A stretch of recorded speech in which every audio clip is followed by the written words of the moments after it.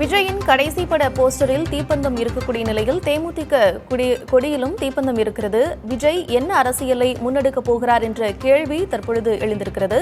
ஜனநாயகத்தினுடைய ஒளியை ஏந்திச் செல்பவர் என்று பொருள்படும் வகையிலான வாசகங்களோடு அந்த போஸ்டர் வெளியாகி இருக்கிறது. விவரங்களோடு இணைந்திருக்கிறார் செய்தியாளர் பாலாஜி.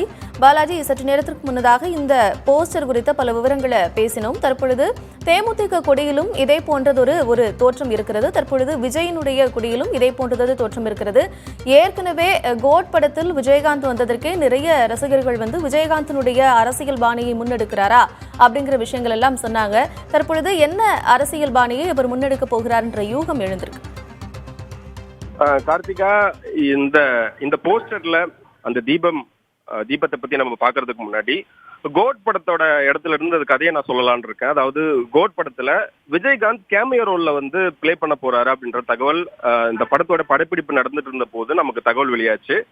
ஆனா அவர் ஏலேயே அதை பண்ண போறாங்களா, எந்த மாதிரியான விஜயகாந்தை படத்துல கொண்டு வர போறாங்க, விஜயகாந்துக்கு வசனம் பேசுவாரா, இல்ல விஜய் கூட பேசுவாரா, இந்த மாதிரியான யுகங்கள்லாம் போயிட்டு இருந்த நிலையில படம் வெளியாகிறதுக்கு முன்னாடி விஜயகாந்த் அவர்களோட வீட்டுக்கு சென்று அவருக்கு அவரோட படத்திற்கு உருவப்படத்திற்கு அஞ்சலி எல்லாம் செலுத்திட்டு வந்தாரு.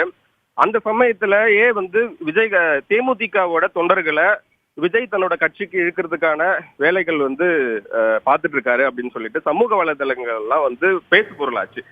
இப்ப அதற்கு அடுத்த கட்டமா பார்க்கும்போது கோட் படம் ரிலீஸ் ஆச்சு. கோட் படம் ரிலீஸ் ஆன உடனே படத்தோட முதல் காட்சியிலேயே ஓப்பனிங் சீன்லயே ஒரு கேரக்டர் ஒருத்தர் கூட்டு வரும்போது அந்த கேரக்டர் விஜய் அப்படின்னு நினைச்சிட்டு இருக்கும்போது அந்த விஜய்க்கு பதிலா அந்த இடத்துல விஜயகாந்த் முகம் வரும்பொழுது திரையரங்குல பெரிய ஆரவாரம் நம்மளால பார்க்க முடிஞ்சது. விஜயகாந்தோட ரசிகர்களும் சரி, திரையரங்குல இருந்த எல்லாருமே விஜயகாந்துக்கு அப்படி ஒரு வரவேற்பு கொடுத்தாங்க.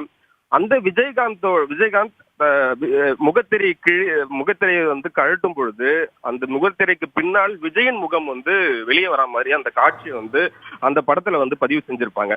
அது ரொம்ப மிக முக்கியமா நம்ம பார்க்கணும். அதுல என்னன்னா விஜயகாந்துக்கு பிறகு விஜய் அங்கிருந்து வரா மாதிரியான ஒரு பொருள்படும் விதமா தான் அந்த காட்சி பதிவு பண்ணிருக்கிறதாவும் அப்போ அந்த ஒரு முக்கியமான தகவல் பேசு பொருளாச்சு.